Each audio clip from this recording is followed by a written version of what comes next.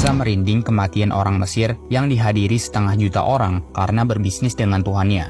Jadi di tahun 2016 sempat viral seorang pria bernama Salah Atiyah yang pemakamannya dibanjiri lautan manusia. Beliau dulunya adalah orang miskin yang tinggal di kota kecil sepi bernama Tafahna al-Ashraf, Mesir. Di mana sewaktu masih kuliah, beliau cuma punya satu celana panjang. Singkat cerita, setelah lulus, Pak Solah dan 8 teman lainnya ngerencanain bisnis peternakan unggas dan perkebunan, sembari mencari rekan ke-10 supaya keuntungannya bisa dibagi secara rata sebanyak 10% per orang.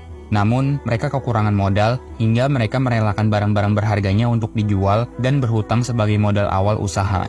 Modal itu pun terkumpul, dan dalam mencari mitra ke-10, mereka mengalami kesulitan mencari orang yang ingin berbisnis sesuai dengan visi misi mereka. Akhirnya Pak Solah menginisiasi untuk memilih Allah Subhanahu wa Ta'ala sebagai mitra terakhir yang akan mendapatkan bagian profit 10%, dengan perjanjian supaya Allah senantiasa menjaga dan melindungi usahanya dari wabah penyakit.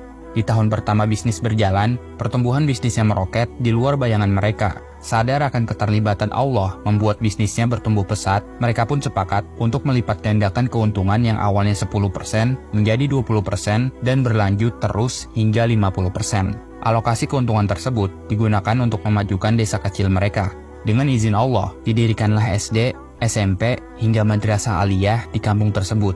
Bisnis mereka terus bertumbuh, sampai akhirnya dibentuklah Baitul Mal atau lembaga pengelola harta untuk mengelola keuntungan mitra ke-10. Gak cuma sekolah, mereka juga mengajukan izin mendirikan universitas di kotanya, lengkap dengan asrama dan infrastruktur kereta secara gratis. Dan itu pertama kalinya dalam sejarah Mesir berdirinya sebuah universitas di perkampungan kecil. Universitas tersebut adalah Universitas Al-Azhar cabang Tafahna. Saking besar keuntungan bisnisnya, mereka tergerak membangun Baitul Mal berikutnya dan alhasil kemiskinan di kota pun hilang. Program ini diduplikasi ke kampung-kampung lain, hingga bisa dikatakan tak ada kampung yang disinggahi Pak Solah kecuali dibangun Baitul Mal untuk warga. Setiap panen, seluruh kota diberikan sayuran gratis. Bantuan pun diberikan untuk fakir miskin dan para janda.